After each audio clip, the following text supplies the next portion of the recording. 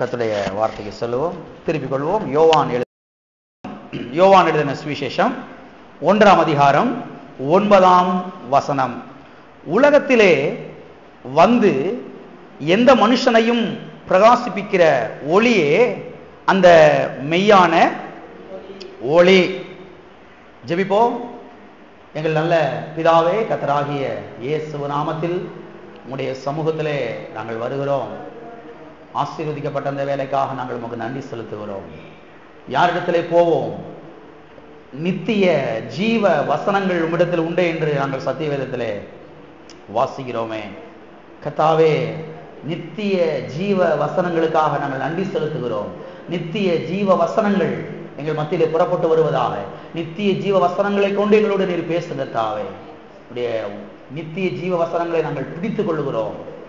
அது எங்களை வாழ வைக்கட்டும். இயேசு நாமத்தில் பிதாவே, ஆமென். மறுபடியும் வாசிக்கிறேன், கவனிங்கள். உலகத்திலே வந்து எந்த மனுஷனையும் பிரகாசிப்பிக்கிற ஒளியே அந்த மெய்யான ஒளி. இங்கே ஆண்டவராகிய இயேசு கிறிஸ்துவை குறித்து நாம் வாசிக்கிறோம். அந்த மெய்யான அந்த ஒளியே உலகத்திலே வந்து எந்த மனுஷனையும் பிரகாசிப்பிக்கிற ஒளியே அந்த மெய்யான ஒளி. இந்த உலகத்துல பலவிதமான ஒளிகள் இருக்கிறது. ஆனா இயேசு மாத்திரமே மெய்யான ஒளி என்று சத்தியவேதம் திட்டவட்டமாய் சொல்லுகிறது. பாருங்க, அது மாத்திரமல்ல, இங்க சொல்லப்பட்டிருக்கிறது எந்த மனுஷனையும் பிரகாசிப்பிக்கிற. எல்லாம் சொல்லுங்க, எந்த மனுஷனையும் பிரகாசிப்பிக்கிற. எந்த மனுஷனையும், எந்த ஊரை சேர்ந்த மனுஷனையும், எந்த நாட்டை சேர்ந்த மனுஷனையும், எந்த இனத்தை சேர்ந்த மனுஷனையும், எந்த நிறத்தை சேர்ந்த மனுஷனையும் பிரகாசிப்பிக்கிற ஒளியே அந்த மெய்யான ஒளி. இயேசு மாத்திரமே மனுஷனை பிரகாசிக்க பண்ணுகிறார். பாவத்தில் கிடக்கிற மக்களை, சாபத்தில் கிடக்கிற மக்களை, தரித்திரத்தில் கிடக்கிற மக்களை, வியாதியில கிடக்கிற மக்களை, நோயில கிடக்கிற மக்களை, கீழாக கிடக்கிற மக்களை பிரகாசிக்க செய்கிற கர்த்தராக இருக்கிறார். எனவே ஆண்டவராகிய இயேசு கிறிஸ்துவை ஏற்றுக்கொள்ளாதவர்கள் இந்த கால வேளையிலே இருப்பீர்கள் என்று சொன்னால், ஆண்டவராகிய இயேசு கிறிஸ்துவை உங்களுடைய சொந்த இரட்சகராக, உங்களுடைய ஆண்டவராக, உங்களுடைய தேவனாக நீங்கள் உங்களுடைய உள்ளத்திலே, இல்லத்திலே ஏற்றுக்கொள்ள வேண்டும். ஏற்றுக்கொள்ளும் பொழுது உங்களுடைய வாழ்க்கையில் இருக்கக்கூடிய எல்லா இருள்கள் மறைய ஆரம்பிக்கும். பாவம் என்கிற இருள், சாபம் என்கிற இருள், வியாதி என்கிற இருள், தரித்திரம் என்கிற இருள், தோல்வி என்கிற இருள், எல்லா இருளும் மறைய ஆரம்பிக்கும். அங்கே பாருங்க, சுகம், ஆரோக்கியம், வெற்றி, வளமை, வாழ்வு, செழிப்பு, ஐஸ்வர்யம், நிறைவு எல்லாம் உண்டாகும். எனவே உங்களுடைய லாபத்துக்காக, உங்களுடைய நல்ல எதிர்காலத்துக்காக ஆண்டவராகிய இயேசு கிறிஸ்துவை உங்களுடைய சொந்த இரட்சகராக ஏற்றுக்கொள்ளுங்கள். அது மட்டுமல்ல, கடந்த 5 வாரங்களாக God is our Father, தேவன் நம்முடைய தகப்பன். God is our Daddy, தேவன் நம்முடைய அப்பா என்கிற ஒரு தலைப்பிலே ஒரு தொடர் போதனையை நாம் ஞாயிற்றுக்கிழமை காலை ஆராதனைகளிலே நாம் பார்த்து கொண்டு வருகிறோம். இதில் அநேக காரியங்களை நாம் பார்த்தோம். அது மட்டுமல்ல, இன்றையிலிருந்து இன்னொரு முக்கியமான காரியத்தை நாம் பார்க்க போகிறோம். அது என்ன? நம்முடைய அப்பா எப்படிப்பட்ட அப்பாவாக இருக்கிறார், நம்முடைய தகப்பன் எப்படிப்பட்ட தகப்பனாக இருக்கிறார், நம்முடைய பிதா எப்படிப்பட்ட பிதாவாக இருக்கிறார் என்பதை நாம் பார்க்க போகிறோம். இன்றைக்கு நம்முடைய அப்பாவை குறித்து பலவிதமான படங்கள் கிறிஸ்தவ ஜனங்களுக்குள்ளே இருக்கிறது. அவங்கள்ட்ட போய் நீங்க கேட்டீங்கன்னா அவங்களே சொல்லுவாங்க, உங்க அப்பா யாரு அப்படின்னா அவங்க சொல்லுவாங்க, பல விதத்துல சொல்லுவாங்க, இப்படிங்க அப்படிங்க அப்படிங்க இப்படின்னு பல விதங்கள்ல சொல்லுவாங்க. பாருங்க, சில கிட்டத்தட்ட 75% 80% காரியங்கள் சத்தியவேதத்துக்கு முரண்பாடானதான் இருக்கும். அது வந்து சத்தியவேதம் ஒண்ணு சொல்லும், அவங்க ஒண்ணு சொல்லிக்கிட்டு இருப்பாங்க. எனவேதான் பாருங்க, நம்முடைய அப்பா எப்படிப்பட்ட அப்பா என்பதை சத்தியவேதத்திலிருந்து நாம் பார்க்க போகிறோம். இதை பார்க்கும் பொழுதுதான் நம்முடைய எதிர்காலம் நல்ல எதிர்காலமாக அமையும். எத்தனை பேர் இருக்கிறீங்க? அப்பா எப்படிப்பட்ட அப்பா என்று 10 பேர்ட்ட போய் சோசியம் கேட்க கூடாது, 10 பேர்ட்ட போய் குறி கேட்டுக்கிட்டு இருக்க கூடாது, 10 பேர்ட்ட போய் தீர்க்க தரிசனம் கேட்டுக்கிட்டு இருக்க கூடாது. அப்பா எப்படிப்பட்ட அப்பா என்பதை சத்திய வேதத்திலே பார்க்க வேண்டும். ஏன் சத்திய வேதத்திலே பார்க்க வேண்டும்? அப்பா எப்படிப்பட்ட அப்பா என்பதை நமக்கு சரியாக சொல்லுகிற ஒரே புஸ்தகம் இது மட்டும்தான். ஆமென். அப்பா எப்படிப்பட்ட அப்பா என்பதை சரியான ஒரு படத்தை காண்பிக்கிற புஸ்தகம் இது மட்டும்தான்.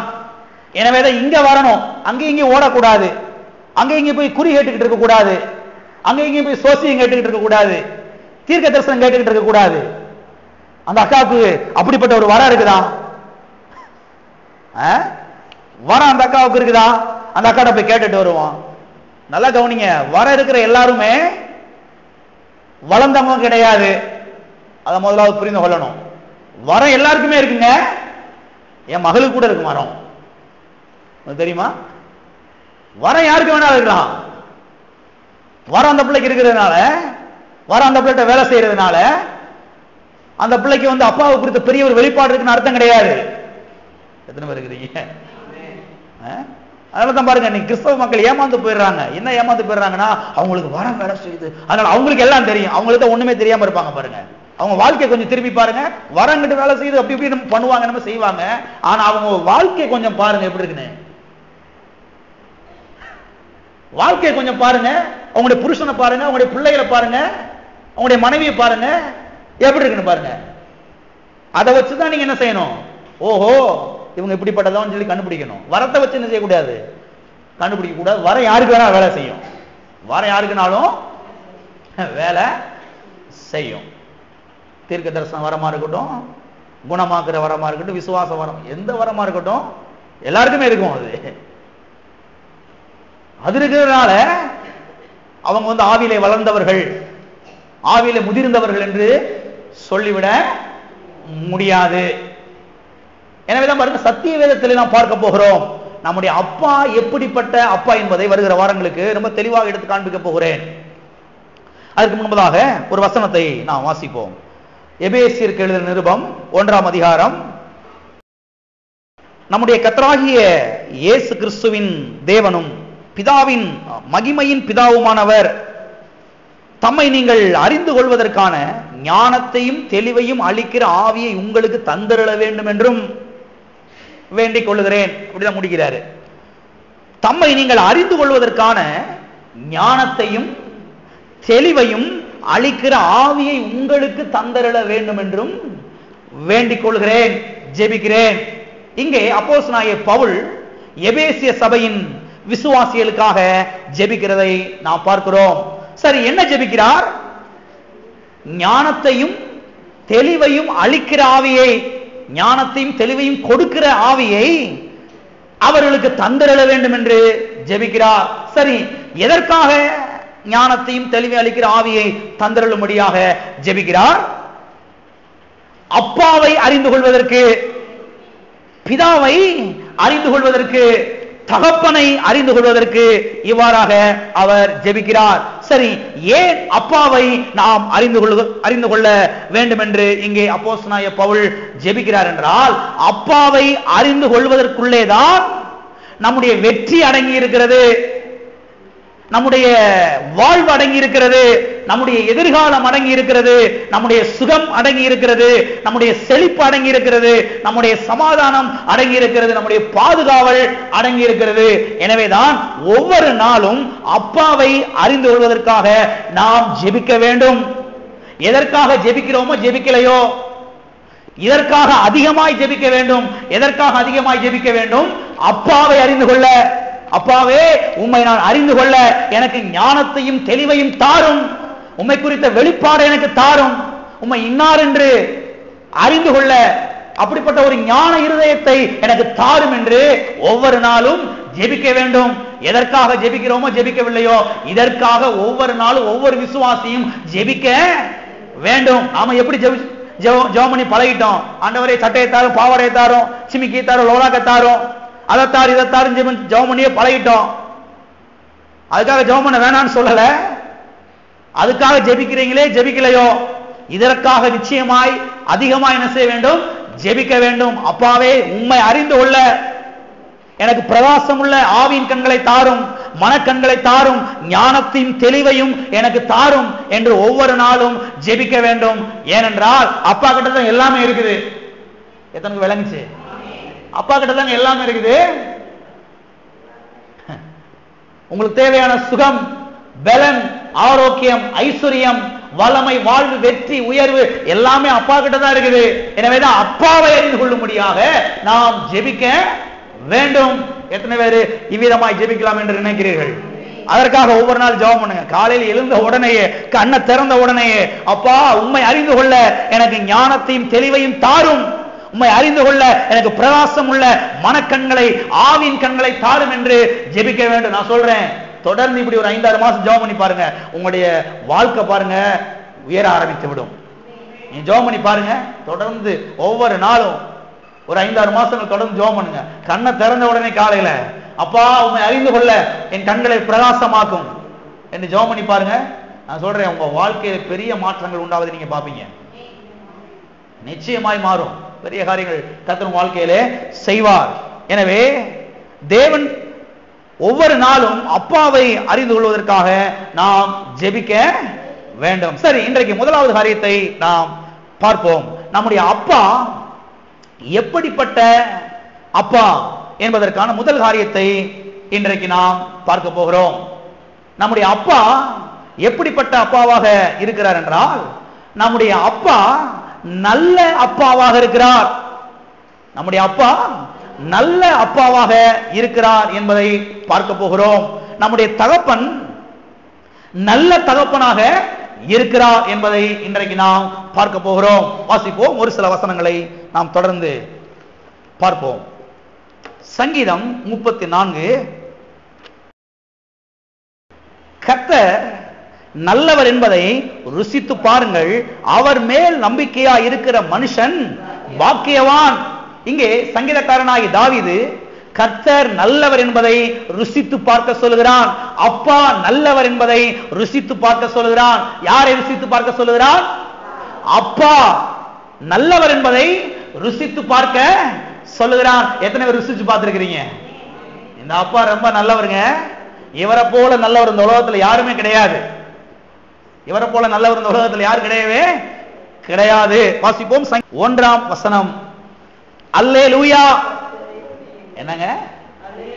சும்மா சும்மா அல்லேலூயா கிடையாது. சிலர் சும்மா சும்மா அல்லேலூயா கத்திட்டு கிடப்பாங்க. எதுக்கு அல்லேலூயா? ஈஸியா இருக்குது பாருங்க. அல்லேலூயா எதுக்கு அல்லேலூயா? சும்மா சொன்னீங்க. சும்மா சொன்னீங்களா? என்ன சும்மா சொன்னீங்க? எதுக்கு அல்லேலூயா? அடுத்து பாருங்க, சொல்லப்பட்டிருக்கிறது, கர்த்தரை துதியுங்கள், அவர் நல்லவர். அதுக்கு தான் அல்லேலூயா. எதுக்கு அல்லேலூயா? அவர் நல்லவர், எங்க அப்பா நல்லவர், அதுக்கு தான் அல்லேலூயா. சும்மா அல்லேலூயா குரூப் கிடையாது. நாங்க சும்மா அல்லேலூயா குரூப் கிடையாது. சொல்லுவாங்க அவங்க அல்லேலூயா குரூப்புங்க. எதுக்கு அல்லேலூயா? அப்பா நல்லவர், எங்க அப்பா ரொம்ப நல்லவர், அதனால அல்லேலூயா. அவர் கிருபை என்றும் உள்ளது, அதனால அல்லேலூயா. அதனால அல்லேலூயா. எனவே பாருங்க, சும்மா அல்லேலூயா போட்ற கூடாது. சும்மா அல்லேலூயா போடுற கோஷ்டி ஆயிட கூடாது. நீங்க அல்லேலூயா, கர்த்தரை துதியுங்கள். ஏன் துதியுங்கள்? அவர் நல்லவர், அப்பா நல்லவர், அவர் கிருபை என்றும் உள்ளது, எனவே அவரை துதியுங்கள். அல்லேலூயா. ஆமென். வாசிப்போம் சங்கீதம் 107ஆம் சங்கீதம் 1ஆம் வசனம். கர்த்தரை துதியுங்கள், அவர் நல்லவர், அவர் கிருபை என்றும் உள்ளது. இங்கே சொல்லப்பட்டிருக்கு பாருங்க, கர்த்தரை துதியுங்கள். ஏன் துதியுங்கள்? அவர் நல்லவர், அப்பா நல்லவர், எனவே அவரை துதியுங்கள். அவர் என்ன செய்யுங்கள்? துதியுங்கள். வாசிப்போம் 136ஆம் சங்கீதம் 1ஆம் வசனம். கர்த்தரை துதியுங்கள், அவர் நல்லவர், அவர் கிருபை என்றும் உள்ளது. இங்கே சொல்லப்பட்டிருக்கு பாருங்க, கர்த்தரை துதியுங்கள். ஏன் துதியுங்கள்? அவர் நல்லவர். யாருக்கு நல்லவர்? எனக்கு நல்லவர், என் குடும்பத்துக்கு நல்லவர், என் புருஷனுக்கு நல்லவர், என் மனைவிக்கு நல்லவர், என் பிள்ளைகளுக்கு நல்லவர், என்னுடைய வியாபாரத்துக்கு நல்லவர், என்னுடைய தொழிலுக்கு நல்லவர், என்னுடைய ஊழியத்துக்கு நல்லவர். ஆமென். அவர் நல்லவர். எதனுடைய உள்ள சந்தோஷமா இருக்குது? அவர் நல்லவருங்க. அப்பா நல்லவர். வாசிப்போம் 119 சங்கீதம் 68வது வசனம். எனக்கு ரொம்ப பிடிச்ச வசனம் அது. வாசிக்கிறேன். தேவரீர் நல்லவரும் நன்மை செய்கிறவருமாய் இருக்கிறீர், முத பிரமாணங்களை எனக்கு போதியும்.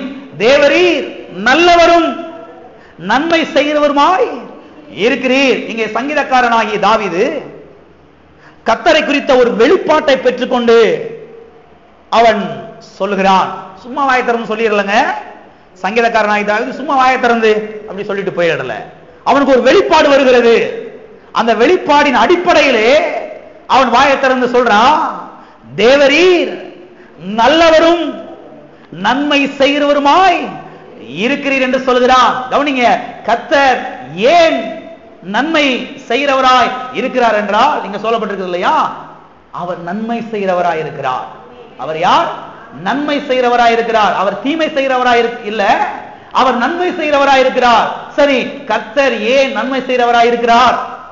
ஏன் நன்மை செய்கிறவராய் இருக்கிறார் என்றால், அவர் நல்லவராக இருக்கிறார். அவர் நல்லவராக இருக்கிறபடியால் தான் அவர் நன்மை செய்கிறவராய் இருக்கிறார். ஆமென். கெட்ட மனுஷன் நல்லது செய்ய மாட்டான், நல்ல மனுஷன் நல்லது செய்வான். நம்ம கர்த்தர் கெட்டவர் கிடையாது, நம்முடைய கர்த்தர் நல்லவர். அவர் நல்லவராக இருக்கிறபடினாலே தான் அவர் நன்மை செய்கிறார். சரி, விஷயத்துக்கு வருவோம். யாருக்கு நன்மை செய்கிறாரு? எனக்கு நன்மை செய்கிறார், என் பிள்ளைகளுக்கு நன்மை செய்கிறார், என் புருஷனுக்கு, என் மனைவிக்கு, என் குடும்பத்துக்கு, எங்க ஊழியத்துக்கு, எங்க சபைக்கு அவர் நன்மை செய்கிறார். இது அப்படியே பாருங்க, சும்மா அப்படியே மேலோட்டமா அப்படி போயிடக்கூடாது. இது அப்படியே ஒரு வெளிப்பாடா உள்ள மாறணும் பாருங்க. எங்க அப்பா நல்லவர், தேவரீர் நல்லவரும் நன்மை செய்கிறவருமாய் இருக்கிறீர். நன்மை செய்கிறவருமாய் இருக்கிறீர். எல்லா கரங்களை வைத்து சொல்லுவோம், கர்த்தர் நல்லவராக இருக்கிறார், அவர் நன்மை செய்கிறவராய் இருக்கிறார். ஆமென். நன்மை செய்கிறவராய் இருக்கிறார். இன்னைக்கு உலகத்துல எங்க பார்த்தாலும் தீமை செய்யற ஆட்கள் தான் நிறைய இருக்கிறாங்க. எங்கிட்ட திரும்புங்க, பேசுறதுக்கே பயமா இருக்குது.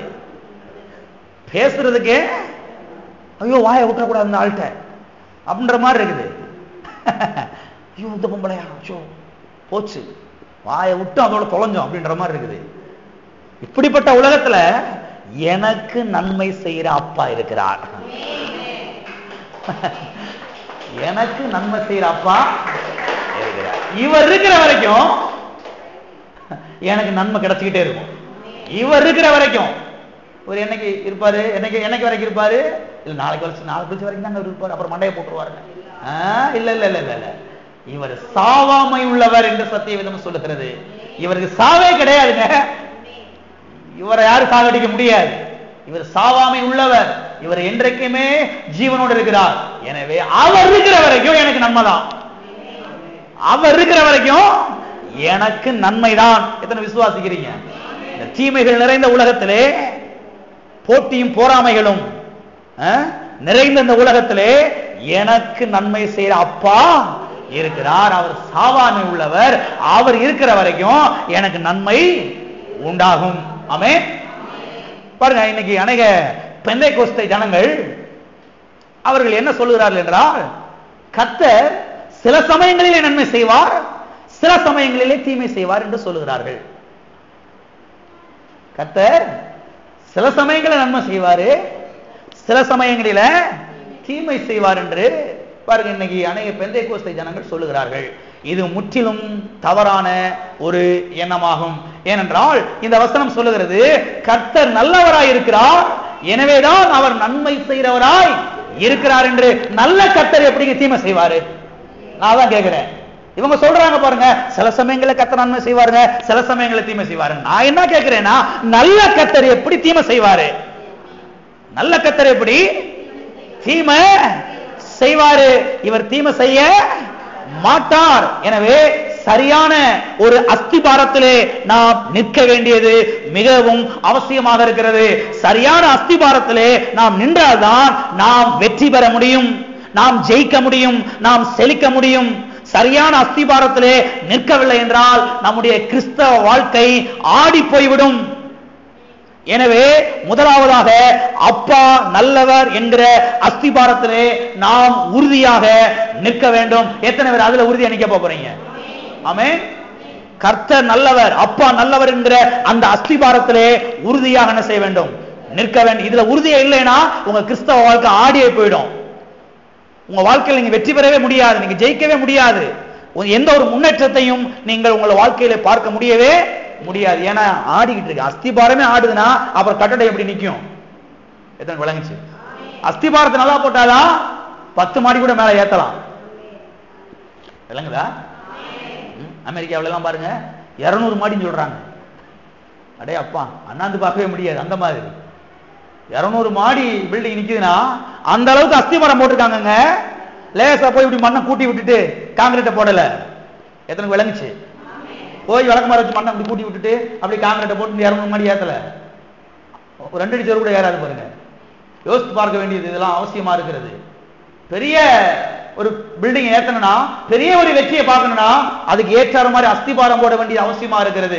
நான் சொல்லுகிறேன், உங்களுடைய கிறிஸ்தவ வாழ்க்கை, உங்களுடைய ஆவிக்குரிய ஜீவியம் வெற்றி பெற வேண்டும் என்றால், வெற்றியாக இருக்க வேண்டும் என்றால், செழிப்பாக இருக்க வேண்டும் என்றால், அப்பா நல்லவர் என்கிற அந்த அஸ்திபாரத்திலே உறுதியாக நிற்க வேண்டியது மிகவும் அவசியமாக இருக்கிறது. கர்த்தர் சில சமயம் நன்மை செய்வாருங்க, சில சமயம் தீமை செய்வாருங்கிற அந்த அஸ்திபாரத்தில் நின்னீங்கன்னா நான் சொல்றேன், உங்க வாழ்க்கை ஆடி போயிடும். விளங்குச்சு? உங்க கிறிஸ்தவ வாழ்க்கை ஆடி போயிடுங்க. எந்த ஒரு வெற்றியும் பார்க்க முடியாது. இன்னைக்கு அநேக பெந்தெகோஸ்தே மக்கள் சொல்லி கொடுத்துறாங்க பாருங்க, வாயை திறந்து. கர்த்தர் அவரை சொல்ல முடியாது, அவரை சொல்ல முடியாது. எப்ப நன்மை செய்வாரு எப்ப தீமை செய்வாரு சொல்ல முடியாது. நான் சொல்றேன், இவங்க கூட நீ கூட்டணி வச்சீங்க வச்சுக்கீங்களேன், நீங்க தொலைஞ்சிங்க. அதோட இவங்க கூட நீங்க ஐக்கியத்தையும் உறவையும் வச்சுக்கிட்டு இருந்தீங்க வச்சுக்கோங்க, எதிர்காலமே போச்சு, ஸ்பாயில்டு, அவ்வளவுதான், தொலைஞ்சு போச்சு. அதனாலதான் நல்ல ஆட்களோட என்ன செய்யணும்? ஃபெலோஷிப் வைக்கணும். நல்ல ஆட்களோட என்ன செய்யணும்? பேச்சுவார்த்தை வைக்கணும். சும்மா எல்லாரும் கூட என்ன செஞ்சிட முடியாது, பேச்சு வச்சிருக்க முடியாது. சில ஆட்களுக்கெல்லாம் ஹாய் அவ்வளவுதான். என்ன ஒரு மாதிரியா பாக்குறீங்க? சில ஆட்களுக்கெல்லாம் ஹாய் அவ்வளவுதான், அதுக்கு மேல ஒன்றும் சொல்ல முடியாது. அங்க ஒன்றும் உறவு நட முடியாது. ஏன்னா இங்க தனிப்பட்ட நம்முடைய தனிப்பட்ட வாழ்க்கை செஞ்சு போயிடும், குழம்பி போயிடும். வரத போறோம் சொல்லி கொடுத்துருப்பாங்க, எங்க எங்க இதுல அப்படி சொல்லி கொடுத்தாங்க, உங்களுக்கு சொல்லி கொடுத்தாங்க, குப்பையில போடுமா. அதுல சத்தியவேதம் என்ன சொல்லுகிறது? அப்பா நல்லவர் என்று சொல்லுகிறது. எங்க அப்பா நல்ல அப்பா, எங்க அப்பா நல்ல அப்பா. ஒரு நாள் எனக்கு அவர் தீமை செய்ய மாட்டார். ஒரு நாளும் ஒரு நாள் எங்க அப்பா என்ன செய்ய மாட்டார், எனக்கு தீமை செய்ய மாட்டார். நல்ல அப்பா ஒரு நாளும் தீமை செய்ய மாட்டார். அவங்க தான் குழம்பி போய் கிடக்குறாங்க பாருங்க. சில சமயங்களை கர்த்தர் நன்மை செய்வாரு, சில சமயங்களை தீமை செய்வாரு. எந்த பைபிளுங்க அப்படி போட்டிருக்குது? அப்படி ஏதாவது ஒன்று இருந்தா எனக்கு ஒன்று காமிங்க. சில சமயங்களை கர்த்தர் நன்மை செய்வார், சில சமயங்களை தீமை செய்வார்னு எங்க போட்டிருக்கு பைபிள்ல?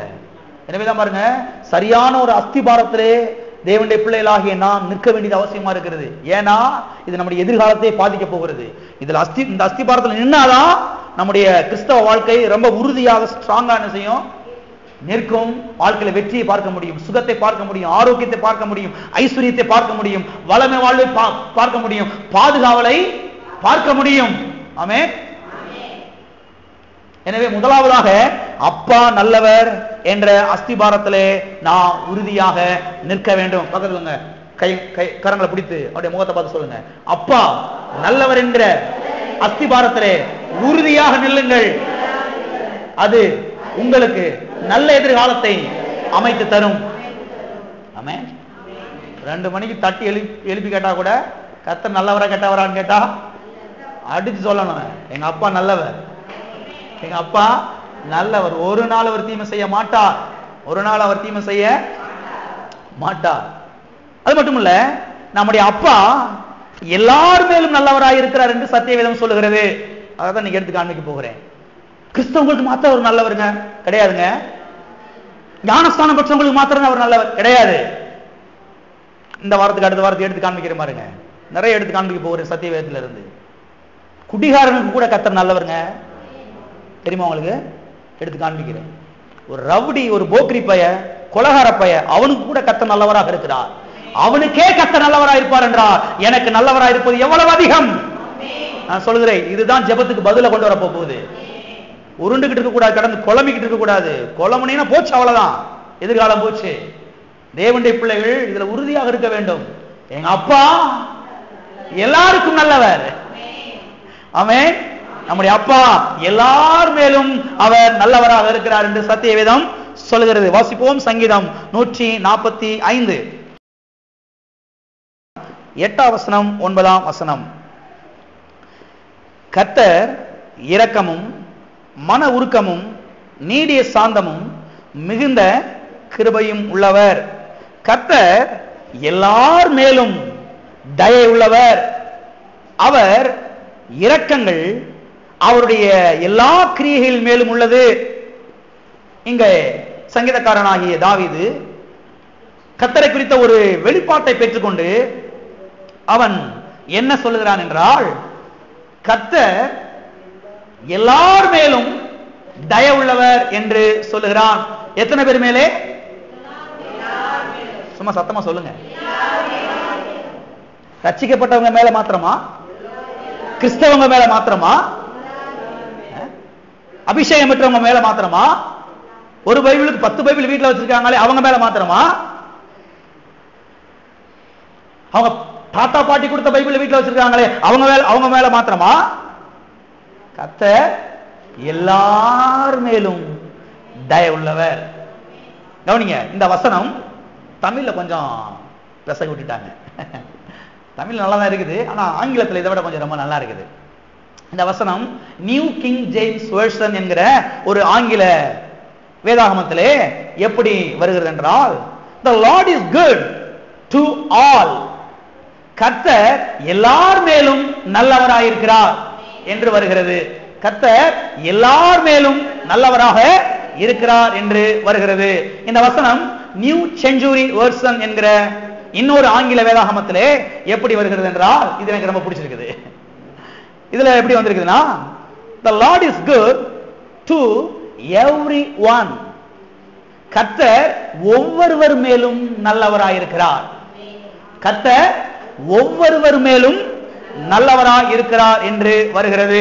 எனவே கர்த்தர் யாருக்கு நல்லவராய் இருக்கிறார் என்றால், எல்லாருக்கும் நல்லவராய் இருக்கிறார். எல்லாரும் சொல்லுங்க, எல்லாருக்கும் நல்லவராய் இருக்கிறார்.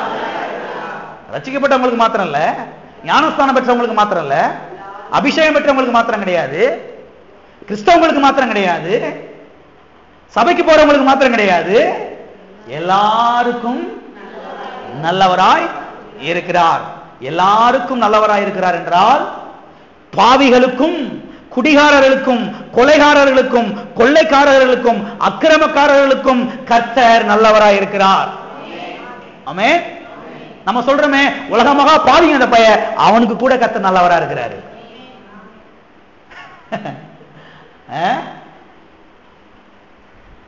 மோசமான பொம்பளை அந்த பொம்பளை சொல்றோம், நம்ம கர்த்தர் சொல்றாரு அந்த பொம்பளை கூட கர்த்தர் நல்லவரா இருக்கிறாரு. என்ன சொல்ல வரேன் கவனிங்க, உங்க அப்பா எவ்வளவு நல்லவர் என்பதை பாருங்கள். அந்த மனுஷனை நீங்க பார்க்க வேணாம், அந்த மனுஷனை நீங்க பார்க்க வேணாம், உங்க அப்பாவை பாருங்க. உங்க அப்பா யார் என்பதை பாருங்கள். உங்க அப்பா யாரு? அவர் நல்லவர். எல்லாருக்கும் அவர் நல்லவராக இருக்கிறார். பாவிகளுக்கு அவர் நல்லவர், குடிகாரர்களுக்கு அவர் நல்லவர், கொலைகாரனுக்கு அவர் நல்லவர், கொள்ளைக்காரனுக்கு திருடனுக்கு அவர் நல்லவராக இருக்கிறார், அக்கிரமக்காரனுக்கு அவர் நல்லவராக இருக்கிறார். இப்ப எல்லாம் நல்லா கவனிங்க, இவர்களுக்கே கர்த்தர் நல்லவராக இருப்பார் என்றால், அவருடைய பிள்ளையாகிய நமக்கு அவர் எவ்வளவு நல்லவராக இருக்க மாட்டார்? எனவே இந்த வெளிச்சத்தை பொறுத்துதான் நம்முடைய வெற்றி அமைய போகிறது. நம்முடைய பெர்ஃபார்மன்ஸை பொறுத்து கிடையாது, அதாவது நம்முடைய கிரியைகளை பொறுத்தல்ல, வெளிப்பாடை பொறுத்து. என்ன வெளிப்பாடு? அப்பா நல்லவர் என்கிற வெளிப்பாடு. பாருங்க, இன்னைக்கு கிறிஸ்தவ மக்கள் பாருங்க, அவங்களுடைய பெர்ஃபார்மன்ஸ் தான் பாக்குறாங்க, அவங்களுடைய கிரியைகளை தான் பாக்குறாங்க. நாங்க எப்படி வெளியில இருக்கிறோம், நாங்க ஒயிட் அண்ட் ஒயிட் போட்டிருக்கிறோம், அதை ஓரத்துல வை முதல்ல. இதை பொறுத்து எதிர்கால அமைப்பு போறது கிடையாது. அப்பா எப்படிப்பட்டவர் என்கிற அந்த வெளிப்பாடை பொறுத்து தான் எதிர்காலம் என்ன செய்ய போகிறது, அமைய போகிறது. இன்னைக்கு அநேக பெந்தேகோஸ்த மக்கள் பாருங்க, அவங்க பாருங்க வெளியில தான் அவங்களுடைய எல்லாமே இருக்குது பாருங்க.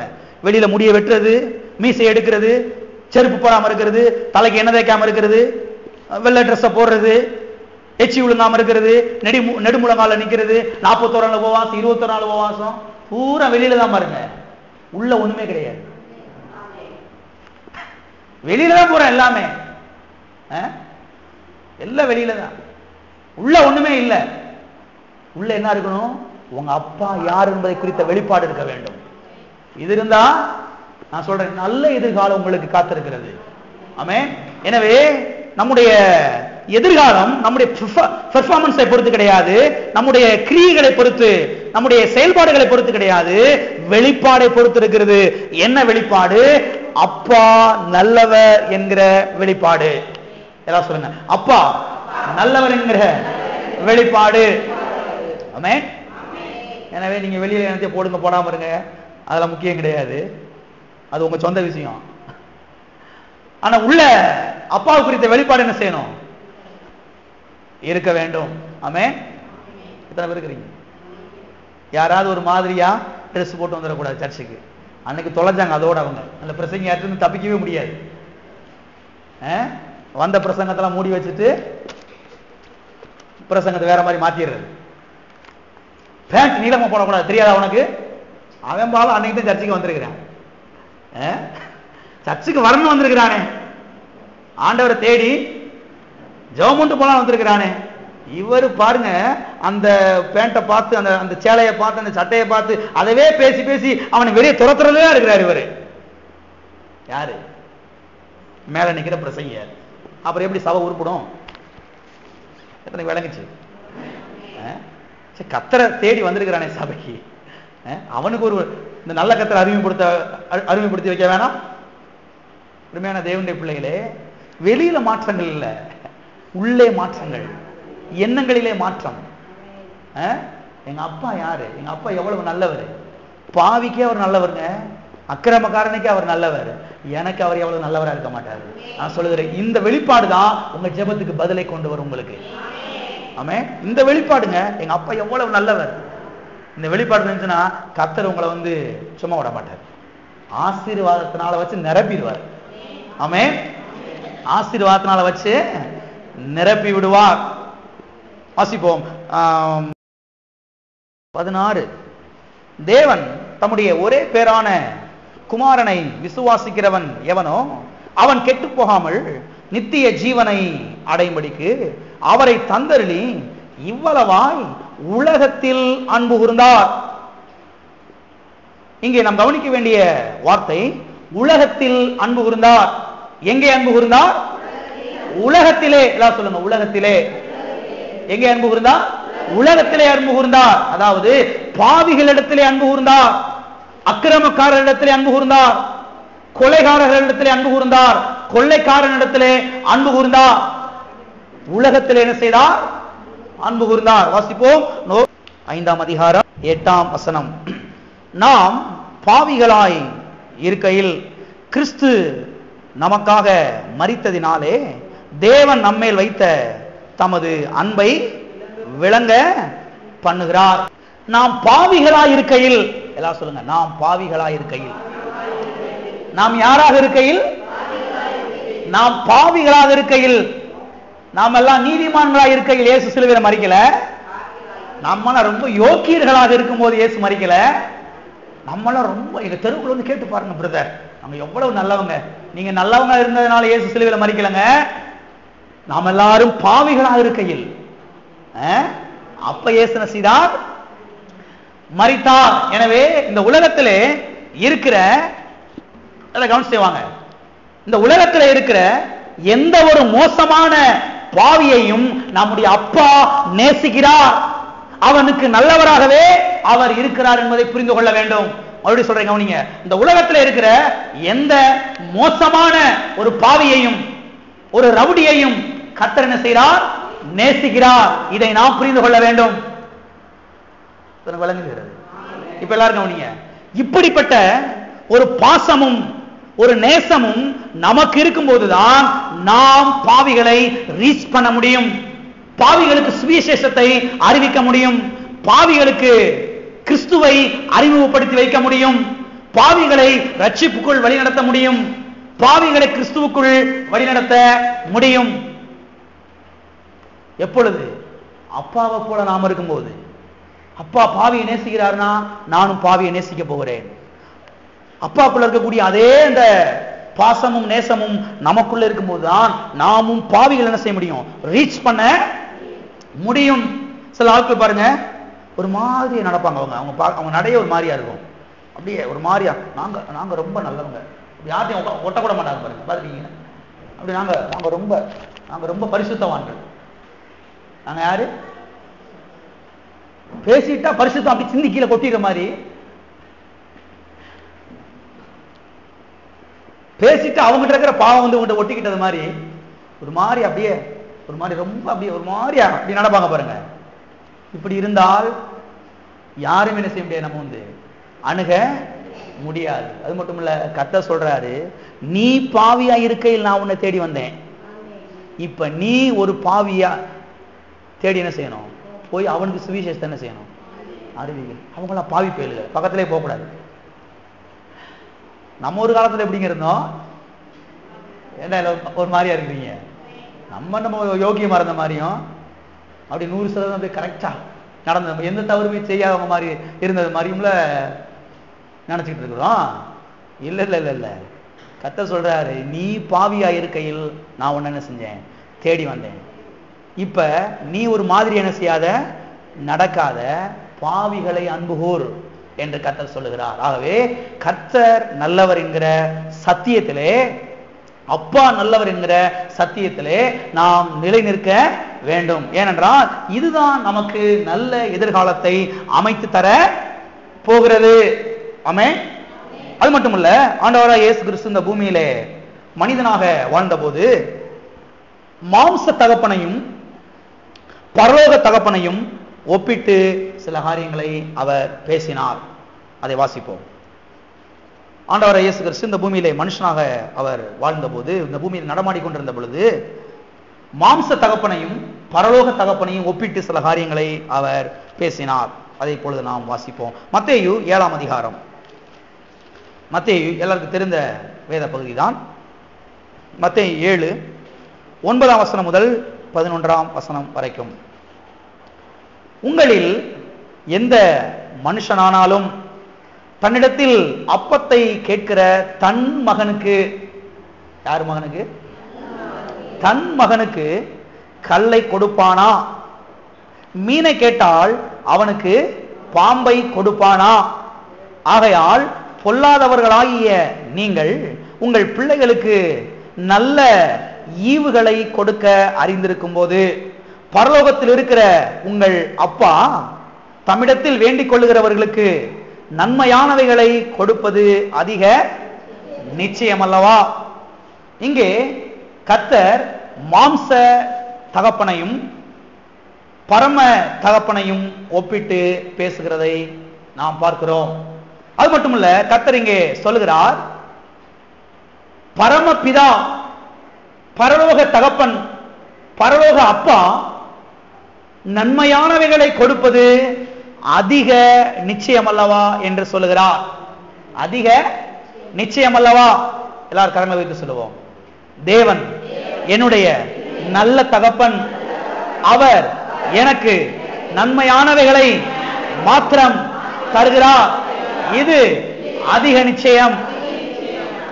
கொஞ்ச நிச்சயம் அல்ல, அதிக நிச்சயம். எது அதிக நிச்சயம்? நன்மையானவைகளை எனக்கு தருவது அதிக நிச்சயம்.